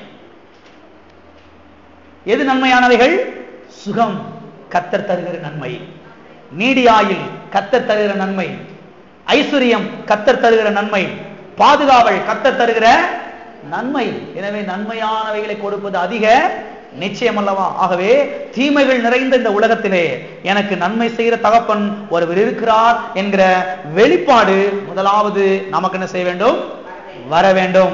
அது மட்டுமல்ல, கர்த்தர் இங்கே தகப்பன்மார்களை பார்த்து கேட்கிறார். தகப்பன்மார்களை பார்த்து கேட்கிறார். எத்தனை பேர் இங்க தகப்பன்மார்கள், தாய்மார்கள்? கையை வரமாட்டேங்குது. எத்தனை பேர் தகப்பன்மார்கள், தாய்மார்கள்? சிலருக்கு கஷ்டமா இருக்குது. தாய்மார்னு சொல்றதுக்கு, தகப்பன்மார்னு சொல்றதுக்கு கஷ்டமா இருக்கு. ஏன்னா வயசு தெரிஞ்சிருமா. அடே அப்பா, பஸ்ல போன குழந்தைய மனைவிட்ட கொடுத்து விரும்பாட்டி நின்றுட்டு இருப்பாரு, வாலிப பிள்ளை மாதிரி. நான் ரொம்ப போக விரும்பல, புரிஞ்சுக்கிடுவீங்க நினைக்கிறேன். தகப்பன்மார் சொல்றதுக்கு வெக்கப்படக்கூடாதுங்க. தாய்மார் சொல்றதுக்கு வெக்கப்படவே கூடாது. கவனிங்க, கர்த்தர் இங்கே தகப்பன்மார்களை பார்த்து கேட்கிறார், மீனை கேட்டால் பாம்பை கொடுப்பானா? மீனை கேட்டால் பாம்பை கொடுப்பானா? கவனிங்க, இவ்வளவு நாளும் மீன் சாப்பிட்டுருக்கப்பா தம்பி, இன்னைக்கு ஒரு நாள் பாம்பை சாப்பிடு அப்படின்னு சொல்லி எந்த தகப்பனாவது என்னைக்காவது பாம்பை பிடிச்சு கொடுத்துருக்கானா? இங்க இருக்கிற எத்தனை பேர் பாம்பை பிடிச்சு கொடுத்துருக்கீங்க? ரொம்ப சைலண்டா இருக்கீங்க. ஏன் பாம்பை பிடிச்சு கொடுக்க மாட்டீங்க? ஏப்பா இத்தனை நாளும் மீன் பிடிச்சிருக்கல, இன்னைக்கு ஒரு நாள் சாப்பிடுப்பா பாம்பை அப்படின்னு ஒரு குடிகாரன் கூட பாம்பை பிடிச்சு கொடுக்க மாட்டான். விளங்குதா? அதான் சொல்ல வர்றேன். ஒரு குடிகாரன், ஒரு ரவுடி, ஒரு போக்கிரி பையன் கூட தாம்பிள்ளைக்கு என்ன செய்ய மாட்டான்? டெய்லி சிக்கன் 65 வாங்கிட்டு போறான் கவர்ல. என்னைக்கா பாம்பு வாங்கிட்டு போயிருக்கிறானா? கொடுக்க மாட்டான். ஏன்னா பாம்பு கொத்திவிடும், பாம்புக்குள்ளே விஷம் இருக்கிறது. எனவே கொத்துகிற எதுவும் நம்முடைய தகப்பனிடத்திலே இல்லை என்பதை தெரிந்து கொள்ளுங்கள். கொத்துகிற எதுவும் நம்முடைய தகப்பனிடத்திலே இல்லை, விஷம் நிறைந்த எதுவும் நம்முடைய தகப்பனிடத்திலே இல்லை என்பதை தெரிந்து கொள்ளுங்கள். ஆமென். இன்னைக்கு பெந்தேகோஸ்தே மக்கள் சொல்றாங்க, கர்த்தர் நன்மையை செய்வார் பிரதர், தீமையை செய்வார் பிரதர். அறிவில்லை பிரதர், எங்க அப்பா கிட்ட விஷம் நிறைந்தது எதுவுமே கிடையாது, கொத்துகிற எதுவுமே எங்க அப்பாட்ட கிடையாது, தீமை எங்க அப்பாட்ட கிடையவே கிடையாது. தீமை இருந்தாலும் அவர் கொடுக்கிறதுக்கு இந்த வெளிப்பாடுதான் நமக்கு நல்ல எதிர்காலத்தை அமைத்து தரப்போகிறது. ஆமென். அதுதான் சொல்றேன், நல்ல சபைக்கு போகணும்னு சொல்றது. எல்லா சபைக்கும் போயிட முடியாது. விளங்குதா? விஷம் நிறைந்த எதுவும் நம்முடைய தகப்பனிடத்தில் இல்லை என்பதை நாம் தெரிந்து கொள்ள வேண்டும். வாசிப்போம் லூக்கா எழுதின சுவிசேஷம், லூக்கா 11ஆம் அதிகாரம், லூக்கா 11ஆம் அதிகாரம் 11ஆம் வசனம் 12ஆம் வசனத்தை வாசிக்கிறேன், கவனிங்கள். உங்களில் தகப்பனாயிருக்கிற ஒருவனிடத்தில் மகன் அப்பம் கேட்டால் அவனுக்கு கல்லை கொடுப்பானா? மீனை கேட்டால் மீனுக்கு பதிலாக பாம்பை கொடுப்பானா? அல்லது முட்டையை கேட்டால் அவனுக்கு தேலை கொடுப்பானா? ஏன் இந்த வேத பகுதியை வாசித்தேனா, இங்க முட்டையும் தேலும் வந்திருக்குது, மத்தையில முட்டையும் தேலும் வரல, அதனால தான் இங்க வாசித்தேன். முட்டையை கேட்டால் அவனுக்கு தேலை கொடுப்பானா? இவ்வளவு நாளும் முட்டை சாப்பிட்டிருக்க தம்பி, இன்னைக்கு ஒரு நாள் மாத்திரம் தேலை சாப்பிட்டு சொல்லி எந்த தகப்பனாவது என்னைக்கா தேலை பிடிச்சிட்டு வந்திருக்கிறானா? கவருக்குள்ள போட்டு, மண் சட்டிக்குள்ள போட்டு ஏன் பிடிச்சிட்டு வர மாட்டான்? ஏன்னா தேலு கொத்திவிடும், தேலுக்குள்ளே விஷம் இருக்கிறது. எனவே கொத்துகிற எதுவும் நம்முடைய தகப்பனிடத்தில் இல்லை, விஷம் நிறைந்த எதுவும் நம்முடைய தகப்பனிடத்திலே இல்லை, வேதனைகள் நிறைந்த எதுவும் நம்முடைய தகப்பனிடத்திலே இல்லை, தீமைகள் நிறைந்த எதுவும் நம்முடைய தகப்பனிடத்திலே இல்லை. எல்லா கரங்களை உயர்த்தி கர்த்தரை ஸ்தோத்திரிப்போம். தீமைகள் நிறைந்த எதுவும் நம்முடைய தகப்பனிடத்திலே இல்லை, வியாதி அவரிடத்திலே இல்லை. ஆமென். எனவே இந்த வெளிச்சம் நமக்கு வர வேண்டியது அவசியமா இருக்குது. பாருங்க, சில அப்பா அம்மார்கள்லாம் தேடி பிடிச்சு கிராமத்துக்கெல்லாம் போய் நாட்டுக்கோழி முட்டை வாங்கிட்டு வர்றது. ஏன்னா மகனுக்கு ஊத்தி கொடுக்கறது. யாருக்கு? மகனுக்கு நாட்டுக்கோழி முட்டை. அவன் லக்கானி முட்டை சாப்பிட மாட்டானா? அதனால தேடி பிடிச்சு இவர் வேர்த்து விறுவிறுந்து அளந்து சொந்தக்கார வீட்டுக்கெல்லாம் போய் நல்லா நாடு குட்டி நிறையா நாட்டுக்கோழி முட்டையை வாங்கிட்டு வர்றது. கர்த்தர் சொல்றாரு, உனக்கே இவ்வளவு அறிவு இருக்குதே, உன்னை சிருஷ்டித்த தகப்பன்னா, நல்ல தகப்பன்னா, நான் உனக்கு தீமை தருவேன்னு சொல்றியே, இது எந்த விதத்துலப்பா நியாயம்? அப்பா சில சமயம் நன்மை செய்வாரு, சில சமயம் தீமை செய்வார், சில சமயம் சுகத்தை தருவாரு, சில சமயம் வியாதியை தருவார், சில சமயம் கஷ்டத்தை தருவாரு, சில சமயம் நல்லா வைப்பாரு. சொல்றியே, நீ எந்த விதத்துல நியாயம்? நீ பொல்லாத மனுஷன், நீயே உன் மகனுக்கு தீமை கொடுக்க மாட்டேன், தேலை பிடிச்சு கொடுக்க மாட்டேன், பாம்பை பிடிச்சு கொடுக்க மாட்டேன், 2 கல்லை தூக்கி கொடுக்க மாட்டேன், கல்லை கடிச்சா பல்லு உடஞ்சு போயிடும், உன் மயம் பல்லு நல்லா இருக்குன்னு நினைக்கிறேன், நீ உன் பல்லு உடைய நான் நினைப்பனா? எத்தனை பேர் இருக்கிறீங்க? இதெல்லாம் வெளிச்சமாய் மாற வேண்டும். இது சும்மா வெத்து பிரசங்கம் கிடையாது. நாட்டுக்கு போனாங்க, ஒரு நல்ல பிரசங்கத்தை கேட்டாங்க, வெத்து பிரசங்கம் கிடையாது. இதெல்லாம் வெளிச்சமாய் மாற வேண்டும். உங்களுடைய எதிர்காலம் நல்ல எதிர்காலமாய் அமைய வேண்டும் என்றால் இதெல்லாம் உள்ள அப்படி வெளிப்பாடாய் மாற வேண்டும். எங்க அப்பா யாரு? எங்க அப்பா எவ்வளவு நல்லவர்? எங்க அப்பா குடியாரனு கூட தீமை செய்ய மாட்டாரியா? எனக்கு எப்படி அவர் தீமை செய்வார்? கொலகாரனுக்கு கூட, அக்கிரமக்காரனுக்கு கூட தீமை செய்ய மாட்டாரே, எனக்கு எப்படி அவர் தீமை செய்வார்? அவனுக்கு கூட கர்த்தர் வியாதி கொடுக்க மாட்டாரே, அவர்கிட்ட வியாதியும் கிடையாது, பிறகு எப்படி அவர் எனக்கு வியாதி கொடுப்பாரு? எங்க அப்பா எனக்கு சுகத்தை தருகிற தேவன். எப்பேற்பட்ட வியாதியா இருந்தாலும் அந்த வியாதியை நீக்குகிறவர் எங்க அப்பா. இந்த வெளிப்பாடு உள்ள வரும் பொழுது நான் சொல்றேன், நல்ல எதிர்காலம் நமக்கு காத்திருக்கிறது. ஆமென். இப்ப நான் கவனிங்க, அநேக பெந்தேகோஸ்த மக்கள் என்ன சொல்றாங்கன்னா, நல்லா கவனிச்சுட்டே வாங்க, அநேக பெந்தேகோஸ்த மக்கள் என்ன சொல்றாங்கன்னா, அந்த அந்த அந்த பாம்புக்குள்ளேயும் ஒரு நன்மை இருக்கும் பிரதர். அந்த பாம்புக்குள்ளேயும் என்ன இருக்குமா? நன்மை இருக்குமா? எங்க போய் சொல்றதுனே தெரியல. இதெல்லாம் எங்க போய் சொல்றதுனே தெரியல. பாம்புக்குள்ளேயும் ஒரு நன்மை, அந்த தேளுக்குள்ளேயும் ஒரு நன்மை இருக்கும் பிரதர். அந்த தீமைக்குள்ளேயும் ஒரு நன்மை இருக்கும், அந்த தரித்திரத்துக்குள்ளேயும் ஒரு நன்மை இருக்கும் பிரதர். பிசாசு எந்த அளவுக்கு கிறிஸ்தவ ஜனங்களை வஞ்சித்து வச்சிருக்கிறான் பாருங்க, ஏமாத்தி வச்சிருக்கிறான் பாருங்க. பாம்புக்குள்ள போய் என்ன நன்மை இருக்க போகுது? தேளுக்குள்ள போய் என்ன நன்மை இருக்க போகுது? தீமைக்குள்ள போய் என்ன நன்மை இருக்க போகுது? வியாதிக்குள்ள போய் என்ன நன்மை இருக்க போகுது? தரித்திரத்துக்குள்ள போய் என்ன நன்மை இருக்க போகுது? அருமையான தேவனுடைய பிள்ளைகளே, இவைகளுக்குள்ளே எந்த ஒரு நன்மையும் கிடையாது, தீமைதான் இருக்கிறது என்பதை திட்டமாய் தெரிந்து கொள்ள வேண்டும். எனவே கர்த்தர் நல்லவர் என்கிற சத்தியத்திலே நாம் நம்மை கட்டிக்கொள்ள வேண்டும், இதிலே அஸ்திபாரத்தை போட்டுக் கொள்ள வேண்டும். அப்பொழுதுதான் நம்முடைய கிறிஸ்தவ வாழ்க்கை உறுதியாக இருக்கும். ஆமென். எங்க அப்பா நல்லவர், எங்க அப்பா நல்லவர். அது மட்டுமல்ல, இவைகளை குறித்து குழம்பி போயிருக்கிற ஜனங்கள் என்ன சொல்லுகிறார்கள் என்றால், அதாவது இந்த இதெல்லாம் குறித்து ஒரு குழப்பம் இருக்குது. கர்த்தர் சில சமயம் நன்மை செய்வார் பிரதர், சில சமயம் தீமை செய்வார் பிரதர். கர்த்தர் சில சமயம் சுகமாக்குவார் பிரதர், சில சமயம் சுகமாக்க மாட்டார் பிரதர். சில சமயம் கர்த்தர் வியாதியை தருவாரு, சில சமயம் சுகத்தை தருவார். கர்த்தர் தான் கஷ்டத்தை தருவாரு, கர்த்தர் தான் உங்களை சோதிச்சு புடமிடுறாரு, கர்த்தர் தான் சோதிச்சு உங்களை புடமிடுறாரு. என்ன செய்யறாரு? சோதிச்சு புடமிடுறாரு. அப்படியே கர்த்தர் உங்களை உருக்கி எடுக்கிறாரு அப்படின்னு சொல்லி பாருங்க. குழம்பி போய் கிடக்கிற மக்கள் என்ன சொல்றாங்கன்னா, பிரதர் எதுவா இருந்தாலும் சரி போய் 2வது வரியில கேட்டுக்கிறோம். எங்க போய் கேட்டுக்கிறோம்? 2வது வருகையில போய் ஆண்டவர் திரும்ப வரப்போ போறார் இல்லையா, என்ன கேள்வினாலும் சரி எங்க போய் கேட்டுக்கிறோம்? 2வது வருகையில போய் என்ன செய்வோம்? கேட்டுக்கிறோம்னு சொல்றாங்க. கவனிங்க, 2வது வருகை கிடையாது, இன்னைக்கே கேட்டு தெரிந்து கொள்ள வேண்டும். இன்னைக்கு வாழ்ற வாழ்க்கையை போய் 2வது வருகையில கேட்டு என்னங்க போகுது? இன்னைக்கு வாழ்க்கிற வாழ்க்கை குறித்து இன்னைக்கு என்ன செய்யணும்? கேட்டு தெரிந்து கொள்ள வேண்டும். மத்தேயு 7:11 கேட்டு என்ன செய்ய வேண்டும்?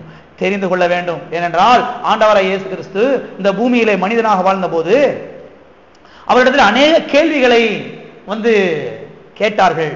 அநேக கேள்விகள்.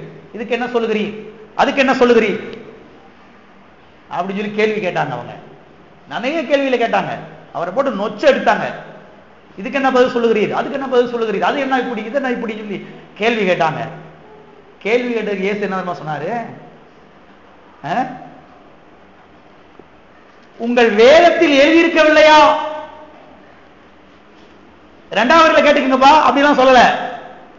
உங்கள் வேதத்தில் எழுதியிருக்கவில்லையா, எழுதியிருந்ததை வாசிக்கவில்லையா? வீட்டுல வாசித்து பாருங்க, இப்படிதான் இயேசு கேள்வி கேட்டிருப்பாரு. உங்கள் வேதத்தில் எழுதியிருக்கவில்லையா, எழுதியிருந்ததை கண்ணை திறந்து பார்க்கலையா? பழைய ஏற்பாடை கரைச்சு கொடுத்துருக்கேப்பா, இதெல்லாம் உனக்கு விளங்கலையா? உங்க வேதத்துல எழுதியிருக்கலையா, எழுதியிருந்ததை வாசிக்கலையா?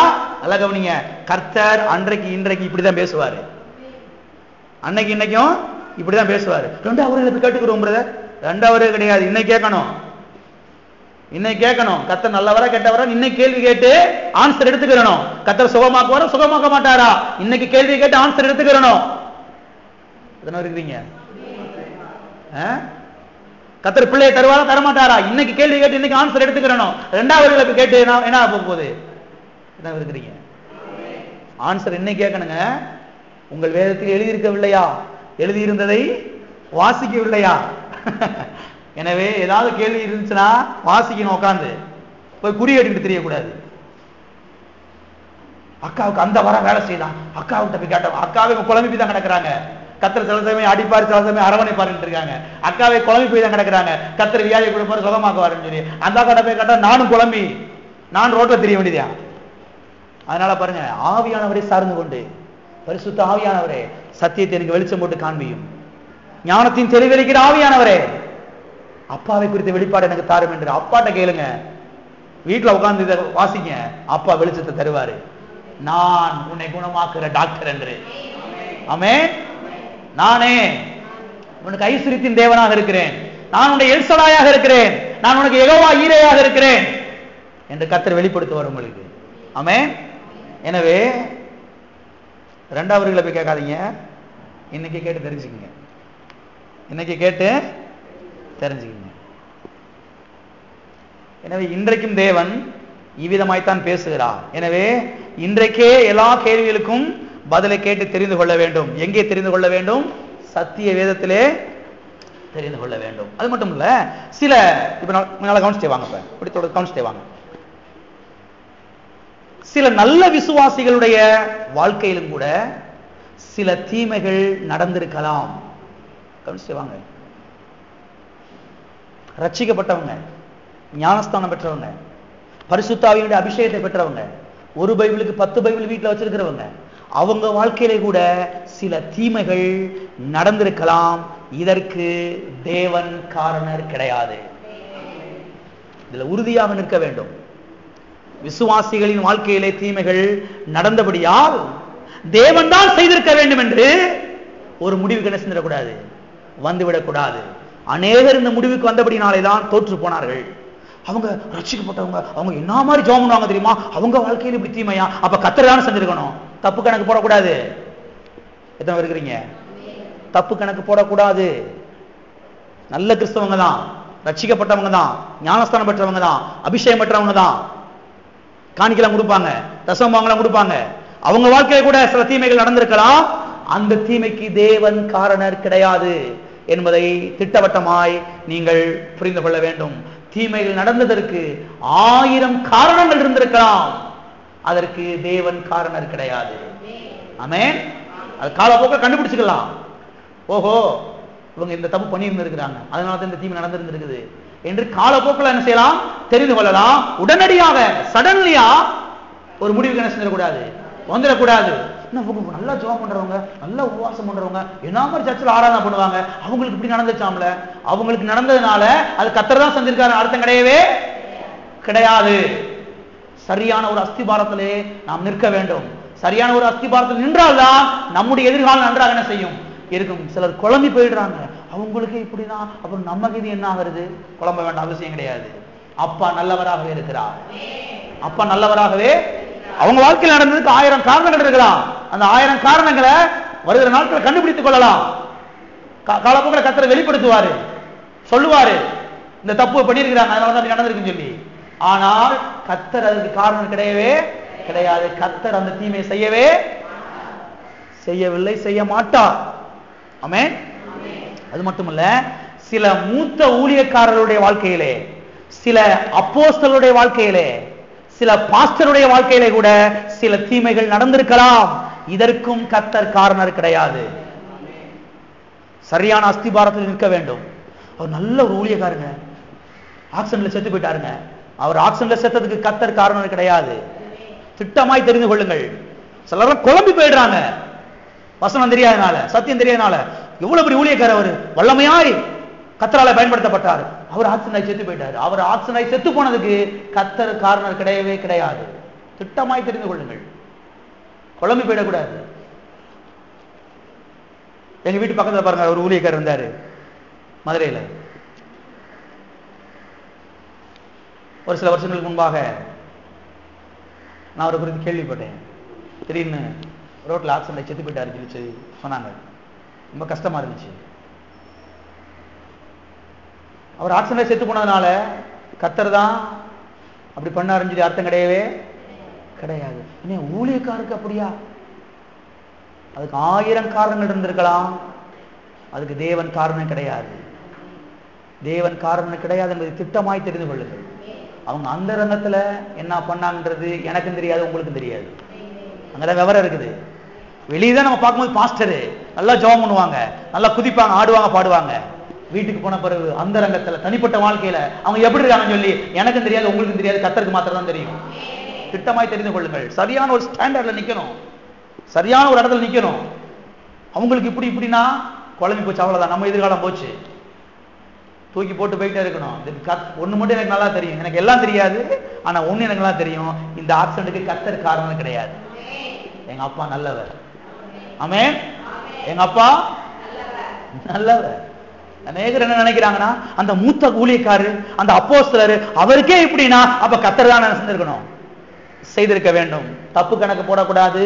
அப்போஸ்தலரோ அப்போஸ்தலர் இல்லையோ யாராக இருந்தாலும் சரி, அவருடைய வாழ்க்கையில் நடந்த தீமைக்கு கர்த்தர் காரணர் கிடையவே கிடையாது. தெளிவுள்ளவர்களா இருக்க வேண்டும். பக்கத்துல கை எப்படி சொல்லுங்க, தெளிவுள்ளவர்களா இருங்கள், குழம்பி போய் இருக்காதீங்க. கர்த்தர் காரணம் கிடையவே கிடையாது. சிலர் பாருங்க, கர்த்தர் தானங்க அப்படி இப்படி செய்யறாரு, கர்த்தர் தானே அப்படி இப்படி செய்யறாரு, அப்படி இப்படி நடக்குது உலகத்துல, அப்படி இப்படி நடக்கிறதெல்லாம் கர்த்தர் காரணம் கிடையவே கிடையாது. அவங்க என்ன சொல்றாங்க, ஆண்டவர் இல்லாம அணு அசையுமா? பெரிய தத்துவம், தத்துவத்தை கொண்டு பைபிளுக்கு நுழைக்க கூடாது. எத்தனை பேர் இருக்கிறீங்க? உலகத்துல இருக்கிற சில தத்துவங்களை கொண்டு வந்து எங்க திணிக்க கூடாது. ஆமா, 5ஆம் வசனத்துக்கு பக்கத்துல 6ஆம் வசனமா போடக்கூடாது. இல்லைங்கச்சா? 5ஆம் வசனத்துக்கு பக்கத்துல 6ஆம் வசனம் அதை கொண்டு போட்டக்கூடாது. நீங்க உலகத்துல சில இருக்கக்கூடிய தத்துவங்களை அவங்க ஒரு முடிவுக்கு வந்துடுறாங்க பாருங்க, அப்படி இப்படியும் நடக்குதுல்ல, அப்ப யாரா தான் இருக்கணும்? ஆண்டவர் இல்லாம அணு அசையுமா போத, அப்ப யாருதான் செஞ்சிருக்கணும்? குழம்ப கூடாது. இதற்கு தேவன் காரணம் கிடையவே கிடையாது. எனவே அப்பாவை குறித்த சரியான ஒரு வெளிச்சம் நமக்கு வர வேண்டியது மிகவும் அவசியமாக இருக்கிறது. அது மட்டும் இல்ல, அநேகர் என்ன சொல்றாங்கன்னா, செத்தால ஆண்டவன் தான், பிழைச்சால ஆண்டவன் தான். செத்தாலும் 100 பேர் செத்து போயிட்டாங்க, அதுக்கு யாரு தான் காரணம்? எனக்கு ரொம்ப சைலண்டா இருக்கீங்க, எல்லாத்தையும் கரெக்டா எடுத்து வைக்கிறணும். குழப்பம் இருக்குமானால் எதிர்காலம் போச்சு. குழப்பங்களை வெளியே தள்ளுங்கள். அதுதான் சொல்லிட்டு இருக்கிறேன். வசனத்தை பிடியுங்கள், வார்த்தையை பிடியுங்கள், சத்தியத்தை பிடியுங்கள், அப்பாவை பிடித்துக் கொள்ளுங்கள், கல்வாரியை பிடித்துக் கொள்ளுங்கள், இயேசு ரத்தத்தை பிடித்துக் கொள்ளுங்கள். நல்ல எதிர்காலம் உங்களுக்கு காத்திருக்கிறது. ஆமென். ஏன்னா இவங்க என்ன சொல்றாங்கன்னா, செத்தால ஆண்டவன் தான், பழச்சால ஆண்டவன் தான் நினைக்கிறாங்க. இது முற்றிலும் தவறு. ஏனென்றால் இந்த ஆவி உலகத்திலே ஆண்டவன் மாத்திரம் கிடையாது, சாத்தானும் இருக்கிறான், அவனுடைய பிசாசுகளும் இருக்கிறது. ஆண்டவன் மாத்திரம் இருந்தா ஆண்டவன் சொல்லலாம் நம்ம, ஆனா ஆண்டவன் மாத்திரம் கிடையாது. சாத்தான் என்ன செய்யறான்? இந்த உலகத்திலே, இந்த ஆவி உலகத்திலே வேலை செய்து கொண்டிருக்கிறான். அவனுடைய பிசாசுகள் என்ன செய்து கொண்டிருக்கிறது? இந்த ஆவி உலகத்திலே வேலை செய்து கொண்டிருக்கிறது. எனவே நடக்கிற எல்லா சாவுக்கும் கர்த்தர் காரணர் கிடையாது. கர்த்தர் நல்லவர், அப்பா நல்லவர். ஆமென். இந்த உலகத்தில் நடக்கிற எல்லா சாவுகளுக்கும் அப்பா காரணம் கிடையவே கிடையாது. எல்லா காரணம் வச்சு சொல்லுவோம். இந்த உலகத்தில் நடக்கிற எல்லா சாவுகளுக்கும் அப்பா காரணம் கிடையாது. அப்பா நல்லவர். ஆமென். அது மட்டும் இல்ல, அநேகர் என்ன சொல்லுகிறார்கள் என்றால், கர்த்தர் தீமையின் மூலமாக விசுவாசிகளுக்கு பாடம் கற்றுக் கொடுக்கிறார். எது மூலமா பாடம் கற்றுக் கொடுக்கிறாரு? கர்த்தர் பிரதர் தீமை மூலமா பாடம் கற்றுக் கொடுப்பாரு பிரதர். அந்த வியாதி மூலமாக கர்த்தர் அடியனுக்கு பாடத்தை கற்றுக் கொடுக்கிறார். வியாதி மூலமா என்ன பாடம் கத்துக்கிறீங்க? கோவம் வந்தா வரும் கர்த்தர் மேல. என்னங்க ஒன்னும் தெரியாத மாதிரி இருக்கிறீங்க? இவங்க சொல்றாங்க பாருங்க, பெந்தேகோஸ்து மக்கள் ரட்சிக்கப்பட்டவங்க, அவங்க சொல்றாங்க அந்த அந்த அந்த தீமை மூலமா தான் கர்த்தர் செய்யறாரு, பாடத்தை கற்றுக் கொடுக்கிறார் என்று. இது முற்றிலும் தவறு. ஏனென்றால் தேவன் தீமையின் மூலமாக, வியாதியின் மூலமாக பாடத்தை ஒரு நாளும் கற்றுக் கொடுக்க மாட்டார். அவருடைய வார்த்தையின் மூலமாக பாடத்தை கற்றுக் கொடுக்கிறார். ஆமென். எத்தனை கொண்டு வந்திருக்கிறீங்க? வார்த்தையை பேர்த்தி காண்பீங்க. இந்த வார்த்தையின் மூலமாக தான் நமக்கு பாடங்களை கற்றுக் கொடுக்கிறாரே தவிர, வியாதியை கொடுத்து, தீமையை கொடுத்து அவர் நமக்கு பாடத்தை கற்றுக் கொடுப்பது கிடையவே கிடையாது. வாசிப்போம் சங்கீதம் 32ஆம் சங்கீதம் 8ஆம் வசனம். நான் உனக்கு போதித்து என்ன செய்து?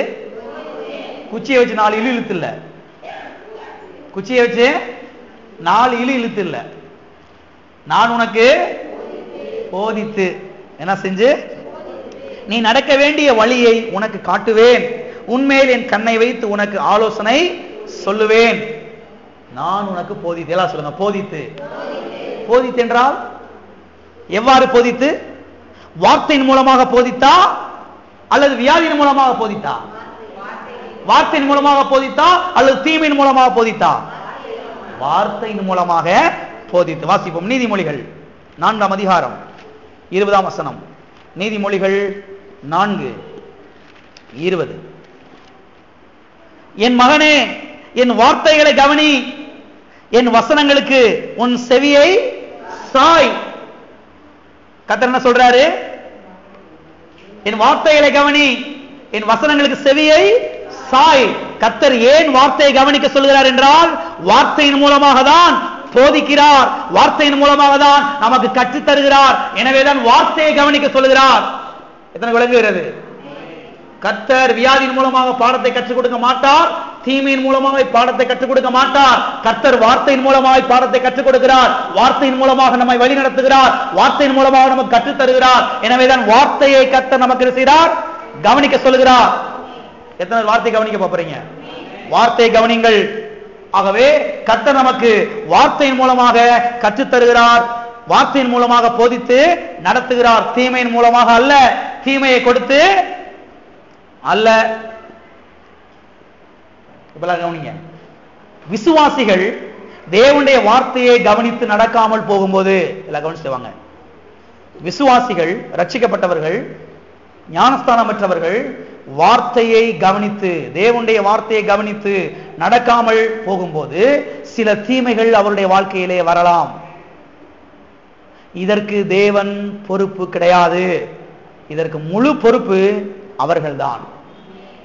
ஏனென்றால் இவர்கள்தான் தேவனுடைய வார்த்தையை கவனித்து நடக்கவில்லை. தேவனுடைய வார்த்தையை கவனித்து நடக்கவில்லை என்றால் சில தீமைகள் வரலாம். அதற்கு தேவன் பொறுப்பு கிடையவே கிடையாது. இதை புரிந்து கொள்வதற்கு ஒரு உதாரணத்தை சொல்கிறேன், கவனிங்க. எல்லாரும் வீட்டிலுமே பிள்ளைங்க இருக்கிறாங்க இல்லையா? அது நல்ல விளங்கு இந்த உதாரணம். ஒரு வீட்டுக்குள்ள ஹால் ரூம்ல பெரிய மெழுகுபத்தி எரிந்து கொண்டிருக்குன்னு வைத்துக் கொள்வோம். பெரிய மெழுகுபத்தி எரிந்து கொண்டிருக்குன்னு வைத்துக் கொள்வோம். இப்பொழுது அம்மா அங்க இருக்கிற அந்த பையனை பார்த்து சொல்றா, தம்பி விளக்க தொடாத, தொட்டா சுற்றும், தொட்டா விரல் வெந்து போயிடுன்னு சொல்லி அம்மா சொல்றா. அம்மா சொல்றாங்களா சொல்லலையா? அம்மாவும் சொல்றாங்க, அப்பாவும் சொல்றாங்க. அம்மா சொல்றா. சொல்லிட்டு, பார்த்து தம்பி கவனம், தொடாத, துட்டான செஞ்சிடும், சுற்றுன்னு சொல்றா. சொல்லிட்டு கிச்சன்ல போய் அங்க ஏதோ வேலை பார்த்துக்கிட்டு இருக்கிறாங்க. இவன் என்ன பண்றான்? கொஞ்ச நேரம் சும்மா இருக்கிறேன், அப்புறம் கொஞ்ச நேரம் கழிச்சு தொட்டு பார்ப்போம், எப்படி இருக்குன்னு பார்ப்போம், என்ன செய்யுதுன்னு பார்ப்போம் சொல்லி வேகமா போய் என்ன செய்யறான்? சொல்றான். தொட்ட உடனே என்ன செஞ்சிருது? சுட்டுது. விரல் என்ன செஞ்சு போயிடுது? வெந்து போயிடுது. அம்மான்னு கத்துறான். அம்மா ஓடி வந்து, நான் சொன்னேன்ல தம்பி, ஏன் என் வார்த்தையை கேட்கல, ஏன் என் வார்த்தைக்கு செவி கொடுக்கல அப்படின்னு தூக்கிட்டு போய் உடனே இருக்கிற மருந்தை போடுறா. ஆஸ்பத்திரிக்கு தூக்கிட்டு போய் மருந்தை போட்டு அத புண்ணை ஆத்துறா. எல்லாம் கவனிங்க. இப்ப அந்த பையனுடைய விரல்கள் வெந்து போனதுக்கு அம்மா பொறுப்பா இல்லது அந்த பையன் பொறுப்பா? சத்தமா சொல்லுங்க. ஏன் பையன் பொறுப்பு? அம்மாவுடைய வார்த்தையை கேட்கல, அம்மாவுடைய வார்த்தையை கவனிக்கல. எனவே இந்த விரல் வெந்து போனதுக்கு அம்மா பொறுப்பு கிடையாது, அம்மா காரணம் கிடையாது. அம்மா ஒரு நாள் கையை பிடிச்சி சுட்டு விட மாட்டா. இவன் தான் முழு பொறுப்பு. ஏனென்றால் இந்த பையன் அம்மாவின் வார்த்தையை கவனிக்கவில்லை. அம்மாவின் வார்த்தையை கவனித்திருப்பான் என்றால் இந்த இழப்பு, இந்த நஷ்டம், இந்த வேதனை வந்திருக்காது. கவனிங்க.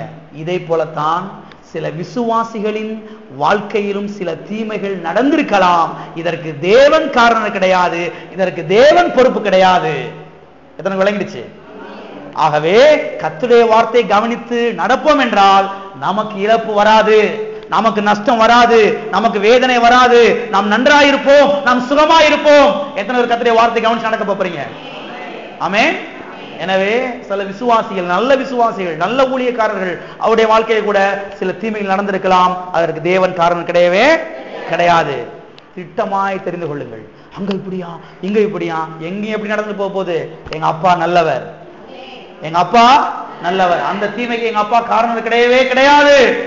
அதுக்கு 1000 காரணம் இருக்கலாம், பின்னாடி கண்டுபிடிச்சுக்கலாம். அது வரைக்கும் வெயிட் பண்ணுவோம். ஆனா ஒண்ணு எனக்கு நல்லா தெரியும், எங்க அப்பா நல்லவர். நான் சொல்லுறேன், இந்த அத்திபாரத்திலே நாம் நிற்க வேண்டும். இந்த அத்திபாரத்தை நின்றோம் என்று சொன்னால் நம்முடைய ஜெபத்துக்கு பதில் வரும், நாம் வெற்றி பெறுவோம், நாம் செழிப்பாக இருப்போம். ஒரே ஒரு வசனத்தை வாசித்து நாம் முடிப்போம். கர்த்தர் மத்தேயு 7ஆம் அதிகாரம் 11ஆம் வசனத்திலே என்ன சொல்லுகிறார் என்றால், மறுபடியும் அதை வாசித்து முடிப்போம். மத்தேயு 7:11 என்ன சொல்லுகிறார் என்றால், ஆகையால் பொல்லாதவர்களாகிய நீங்கள், என்னங்க, பொல்லாதவர்களாகிய நீங்கள். அப்பாவோட ஒப்பிட்டு பார்க்கும்போது நம்மளாம் ஒரு விதத்துல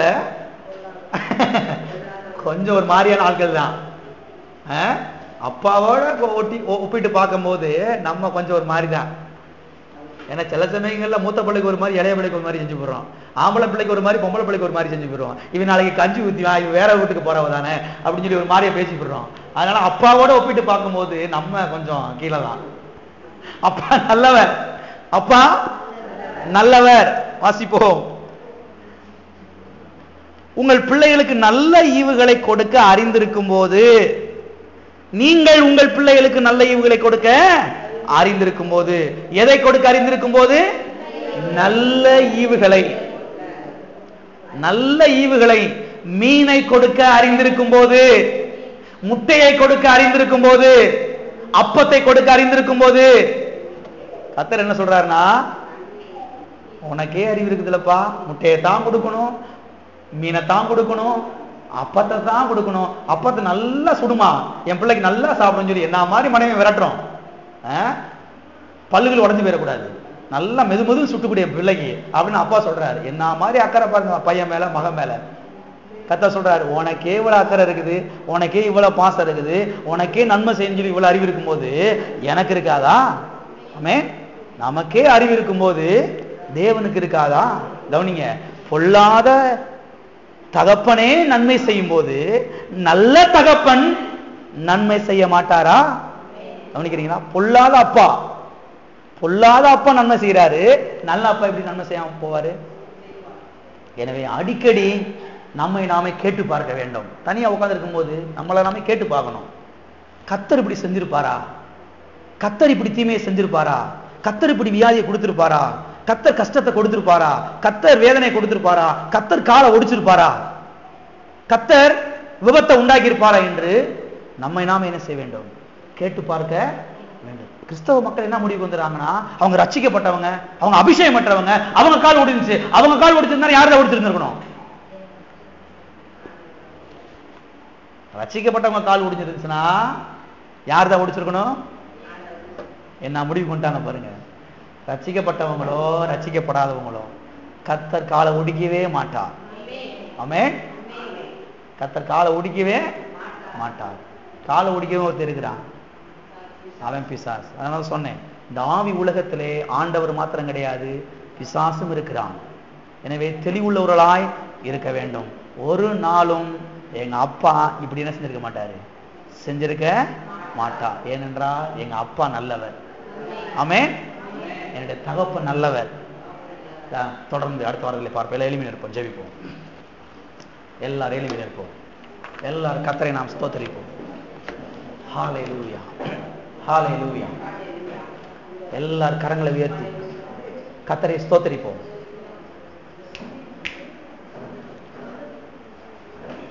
எல்லாரும் கர்த்தரை ஸ்தோத்திரிப்போம். எங்க அப்பா எவ்வளவு நல்லவர். தகப்பனே, உம்மை இன்னார் என்று அறிந்து கொள்ள எனக்கு உதவி செய்யுங்க. அப்பா, உம்மை குறித்த வெளிச்சத்தை எனக்கு தாங்க. ஞானத்தையும் தெளிவளிக்கிற ஆவியானவரே, எனக்கு உதவி செய்வீராக, எனக்கு உதவி செய்வீராக. இந்த உலகத்தில் 1000 தீமைகள் நடக்கலாம், அதுக்கு நீர் காரணம் கிடையாது. என்னுடைய தகப்பனே நீர் நல்லவர். சில விசுவாசிகள், சில ஊழியக்காரருடைய வாழ்க்கையில கூட, சில அப்போஸ்தலருடைய வாழ்க்கையில கூட, சில பாஸ்டருடைய வாழ்க்கையில கூட சில தீமைகள் நடந்திருக்கலாம். அதுக்கு நீர் ஒரு நாள் காரணம் கிடையவே கிடையாது. நீர் நல்லவர், நீர் நல்லவர், நீர் நல்லவர், நீர் நல்லவர், நீர் நல்லவர், நீர் நல்லவர்.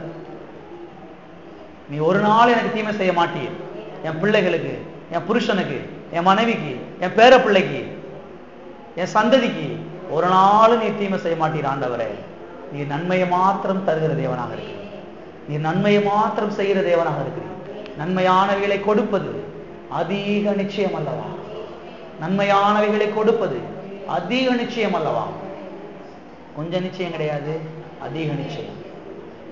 ஹல்லேலூயா, ஹல்லேலூயா. நல்ல பிதாவே, கர்த்தராகிய இயேசு நாமத்தில் உங்களுடைய சமூகத்திலே நாங்கள் வருகிறோம். ஆசீர்வதிக்கப்பட்ட இந்த வேலைக்காக நாங்கள் உமக்கு நன்றி செலுத்துகிறோம். கர்த்தாவே, ஸ்தோத்திரம், ஸ்தோத்திரம்.